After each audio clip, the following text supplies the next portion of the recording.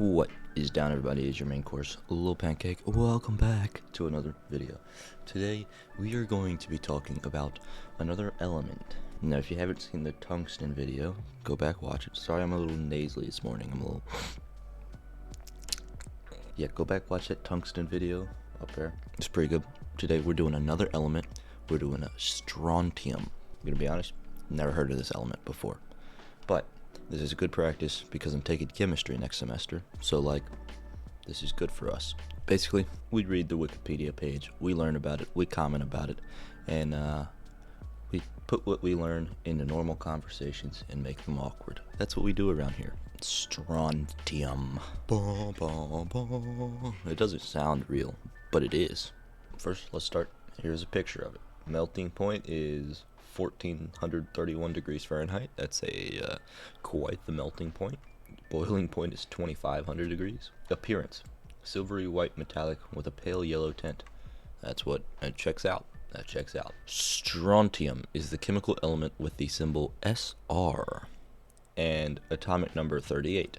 An alkaline earth metal, strontium is a soft silver white yellowish metallic element that is highly chemically reactive. The metal forms a dark oxide layer when it is exposed to the air. Ooh, that's cool. Strontium has physical and chemical properties similar to those of its two vertical neighbors in the periodic table, calcium and barium. It occurs naturally mainly in the minerals celestine and strontiumite, and is mostly mined from these. Okay, maybe we've got another tungsten instance where the strontium isn't found by itself, like isolated. Could be cool. Both strontium and strontiumite are named after Strontium, a village in Scotland near which the mineral was discovered in 1790 by Adair Crawford and William Cruikshank. It was identified as a new element the next year from its crimson red flame test color. Strontium was first isolated as a metal in 1808 by Humphrey Davy using the then newly discovered process of electrolysis. That's cool. During the 19th century, strontium was mostly used in the production of sugar from sugar beets. At the peak of production of television cathode ray tubes, as much as 75% of strontium consumption in the United States was used for the faceplate glass. With the replacement of the cathode ray tubes with other display methods, consumption of strontium has dramatically declined. So the first section of Wikipedia is kind of like an overview, and then we'll go in depth. So this is kind of like, do you want to learn a lot about this element or not? It's looking like we might want to. I mean, it's used in production of sugar. How's that work? We'll find out, I hope. While natural strontium, which is mostly the isotope strontium-88, is stable, the synthetic strontium-99 is radioactive. Ooh. And is one of the most dangerous components of nuclear fallout, as strontium is absorbed by the body in a similar manner to calcium. Naturally stable strontium, on the other hand, is not hazardous to health. Alright, that's wild. That's wild. This is gonna be a good article. Characteristics. There it is. Oxidized dendritic. Yeah. Stuff. Strontium is a divalent silvery metal with a pale yellow tint, whose properties are mostly intermediate between and similar to those in its group neighbors calcium and barium. It is softer than calcium and harder than barium. Its melting point and boiling point are lower than those of calcium. So we already saw its melting and boiling point, which is really high. Barium continues this downward trend in the melting point, but not in the boiling point. We're not learning about barium. Why are we talking about barium? The density of strontium is similarly intermediate between those of calcium and barium. Three allotropes of metallic strontium exist with transition points at 235 and 540 degrees Celsius. Interesting. What is an allotrope? The property of a chemical element to exist in two or more different forms in the same physical state. Oh, okay. That's cool. So it's still a solid, but it's a different form of a solid. Very nifty. Because of its extreme reactivity with oxygen and water, strontium occurs naturally only in compounds with other elements. So it is like tungsten. It doesn't occur isolated from other elements. Such as in the minerals strontiumite and celestine, it is kept under a liquid hydrocarbon such as mineral oil or kerosene to prevent oxidation. Freshly exposed strontium metal rapidly turns a yellowish color with the formation of the oxide. A finely powdered strontium metal is pyrophoric. That means it can ignite. I learned this with the tungsten one actually. That means it can ignite at like room temperature, meaning it will ignite spontaneously in air at room temperature. Okay, well, I could have just kept reading. Volatile strontium salts impart a big red color to flames, and these salts are used in pyrotechnics. Oh, that's cool. And the production of flares. Ooh, like calcium and barium, as well as the alkali metals and the divalent lanthanides, europium and ytterbium. Strontium metals dissolve directly in liquid ammonia to give a dark blue solution of solvated electrons. Pyrotechnics. That's cool. And flares to give that bright red flame. That's cool. History. Strontium is named after the Scottish village of Strontium, where it was discovered in the ores of the lead mines. In 1780, Adair Crawford, a physician engaged in the preparation of barium, and his colleague, William Cruikshank, recognized that the strontium ores exhibited properties that differed from those in other heavy spars. This allowed Crawford to conclude, on page 355, it is probably indeed that the Scotch mineral is a new species of earth, which has not hitherto been sufficiently examined. I love that way of talking. I'm going to start talking like that, just in random conversation. Like, hitherto. That would be cool. The physician and mineral collector Frederick Gabriel Sulzer, 3 names, analyzed together with Johann Friedrich Blumenbach the mineral from strontium and named it strontiumite. He also came to the conclusion that it was distinct from the witherite and contained a new earth. In 1793, Thomas Charles Hope, a professor of chemistry at the University of Glasgow, studied the mineral and proposed the name strontitis. He confirmed the earlier work of Crawford and recounted, considering it a peculiar earth, I thought it necessary to give it a name. I have called it strontitis from the place it was found, a mode of derivation, in my opinion, fully as proper as any quality it may possess, which is the present fashion. The element was eventually isolated by Sir Humphrey Davy in 1808 by the electrolysis of a mixture containing strontium chloride and mercuric oxide, and announced by him in a lecture to the Royal Security on June 30th, 1808, in keeping with the naming of the other alkaline earths. He changed the name to strontium. It's pretty cool. It's pretty interesting. The first large-scale application of strontium was in the production of sugar from sugar beet. Although a crystallization process using strontium hydroxide was patented by Augustin Pierre d'Obronfort in 1849, the large-scale introduction came with the improvement of the process in the early 1870s. The German sugar industry used the process well into the 20th century. Before World War I, the beet sugar industry used 100,000 to 150,000 tons of strontium hydroxide for this process per year. That's a lot of sugar. It's also a lot of beets. How many beets? You think Dwight Schrute was providing all those beets? His family? They're big in the beet farming industry, you know.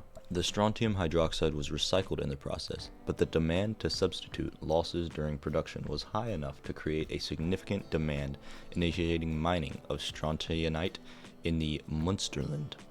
The mining of strontiumite in Germany ended when mining of the Celestine deposits in Gloucestershire started. These mines supplied most of the world's strontium supply from 1884 to 1941. Although the Celestine deposits in the Granadan Basin were known for some time, the large-scale mining did not start before the 1950s.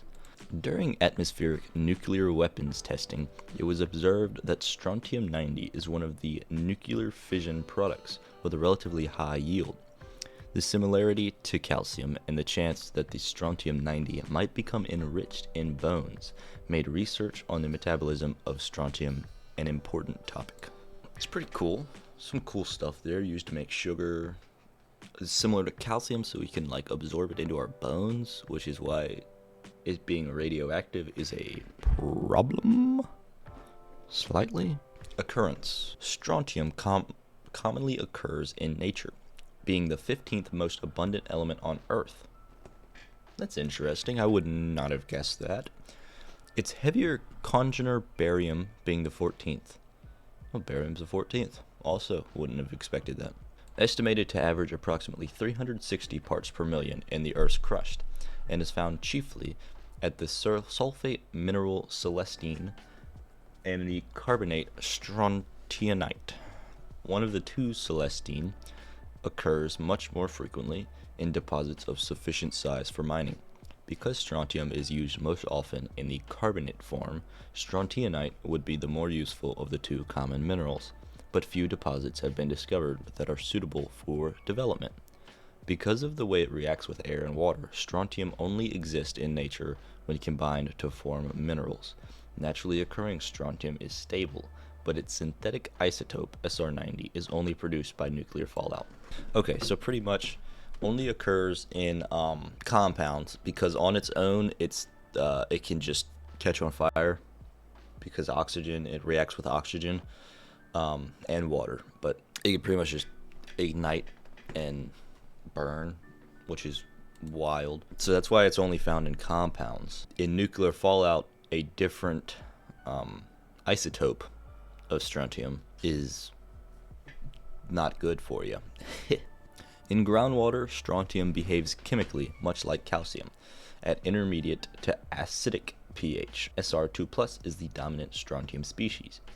In the presence of calcium ions, strontium commonly forms coprecipitates with calcium minerals such as calcite and anhydrite at an increased pH. At intermediate to acidic pH, dissolved strontium is bound to soil particles by cation exchange. The mean strontium content of ocean water is 8 milligrams per liter, at a concentration between 82 and 90 micromoles per liter of strontium.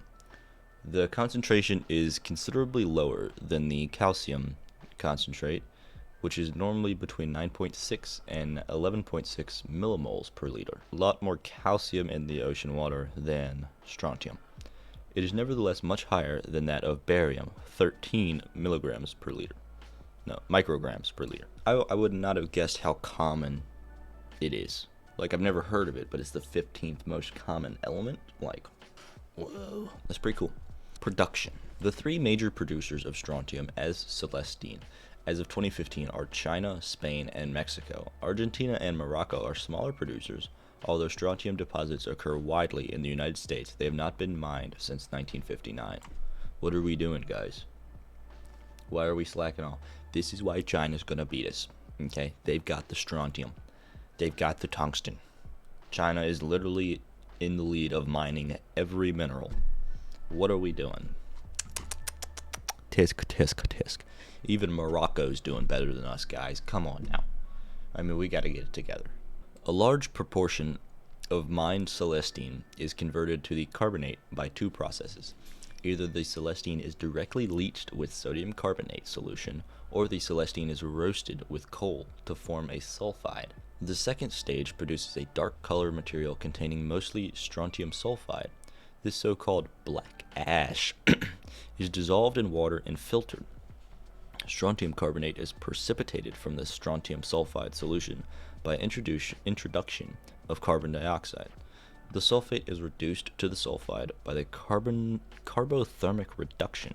So this is the formula here. So you got strontium, oxygen, you got sulfur, and you got two carbons, turns into sulfide, which is the strontium and the sulfur, and then 2 CO2. About 300,000 tons are processed in this way annually.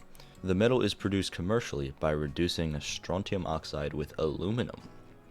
The strontium is distilled from the mixture. Strontium metal can also be prepared on a small scale by electrolysis. That's how it was first discovered as its own element of the solution of strontium chloride and molten potassium chloride. Wild. Applications. Woo. Consuming 75% of production, the primary use for strontium was in glass for color television cathode ray tubes, where it prevented X-ray emissions. This application for strontium has been declining because CRTs are being replaced by other display methods. This decline has a significant influence on the mining and refining of strontium. All parts of the CRT must absorb X-rays in the neck and the funnel of the tube. Lead glass is used for this purpose. But this type of glass shows a browning effect due to the interaction of the X-rays with the glass. Therefore, the front panel is made from a different glass mixture with strontium and barium to absorb the X-rays. The average values for the glass mixture determined for a recycling study in 2005 is 8.5% strontium oxide and 10% barium oxide. So if you've got one of those old TVs or old monitors, it's got some strontium in it. That's pretty cool, I would say. Because strontium is so similar to calcium, it is incorporated in the bone. All 4 stable isotopes are incorporated. In roughly the same proportions they are found in nature. However, the actual distribution of the isotopes tends to vary greatly from one geographical location to another.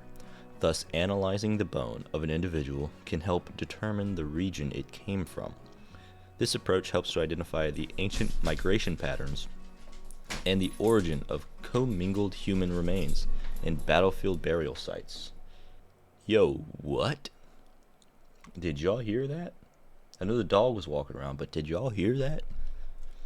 Frickin' strontium can be used to identify ancient migration patterns? The origin of commingled human remains in battlefield burials. That's wild. That's so cool.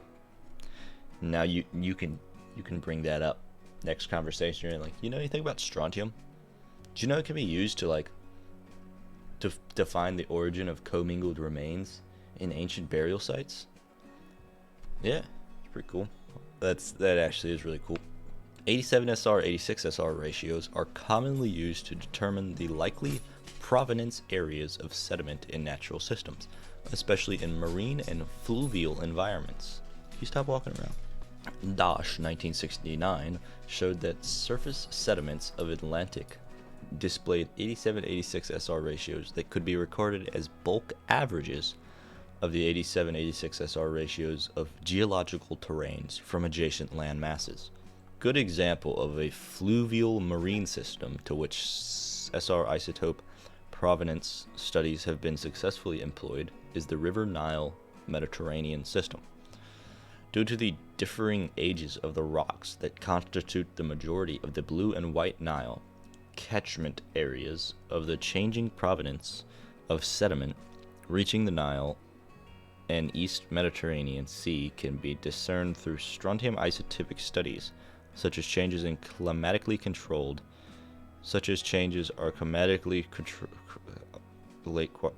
Bro, I'm gonna be honest with y'all. I don't know what that whole paragraph is about. Maybe you understood it, but if you did, you can leave a comment and tell me what's up, because I'm confused. Strontium aluminate is frequently used in glow-in-the-dark toys as it is chemically and biologically inert. What? That's cool. Strontium is in glow-in-the-dark toys. Susie, did you hear that? Strontium is in glow-in-the-dark toys. Yeah, that's crazy, isn't it? That actually is really cool. Strontium carbonate and other strontium salts are added to fireworks to give a deep red color. The same effect identifies strontium cations in the flame test. Fireworks consume about 5% of the world's production. Oh, that's cool. Strontium carbonate is used in the manufacturing of hard ferrite magnets. Fireworks, magnets, glow-in-the-dark toys, to tell where dead people came from. This is a versatile metal here. Strontium chloride is sometimes used in toothpaste for sensitive teeth. Add toothpaste to the list, holy crap. One popular brand includes 10% total strontium chloride hexahydrate by weight. Small amounts are used in the refining of zinc to remove small amounts of lead impurities. The metal itself has a limited use as a getter to remove unwanted gases in vacuums by reacting with them, although barium may also be used for this purpose. Well, that's pretty nifty, I would say. Like toothpaste, fireworks, glow in the dark toys, freaking telling if people are dead and where they came from. That's some cool stuff. Radioactive strontium.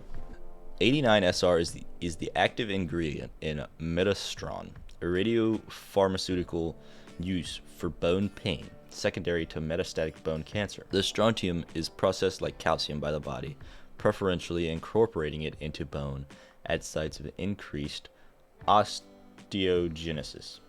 This localization focuses on radiation exposure on the cancerous lesion. Strontium is used to fight cancer?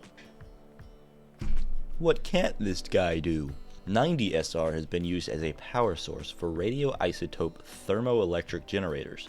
90SR produces approximately 0.93 watts of heat per gram. It is lower for the form of 90SR used in RTGs, which is strontium fluoride. However, 90SR has 1/3 the lifetime and a lower density than 238P, which is plutonium, another RTG fuel.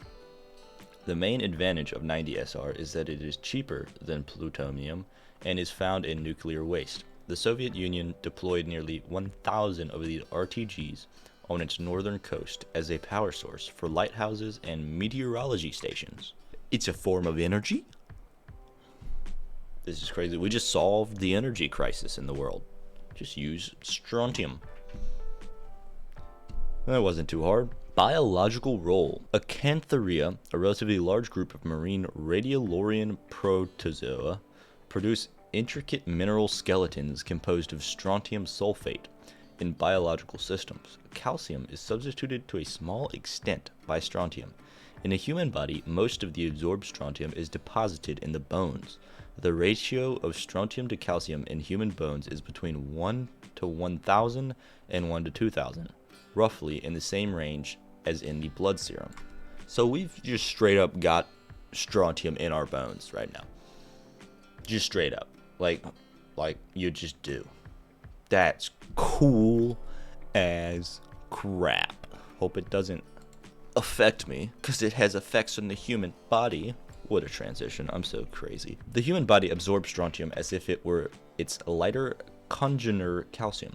Because the elements are chemically very similar, stable strontium isotopes do not pose a significant health threat. The average human has an intake of about 2 milligrams of strontium a day. Every day? Wow.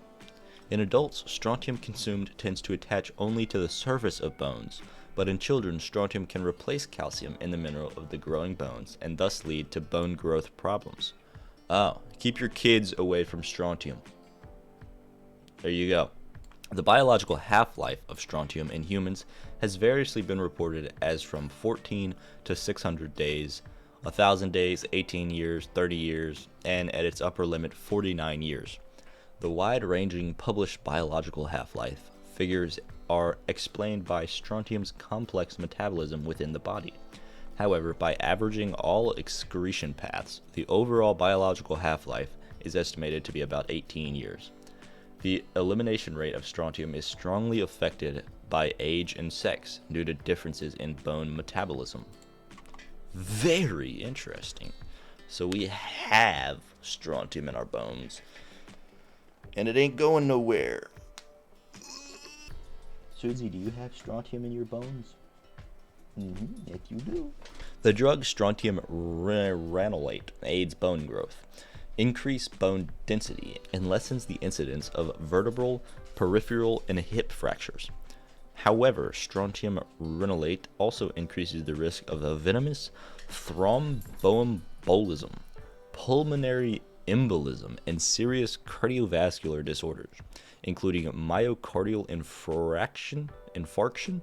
Its use is therefore now restricted. Ah, darn, I was about to get me some. Its beneficial effects are also questionable, since the increased bone density is partially caused by the increased density of strontium over the calcium which it replaces.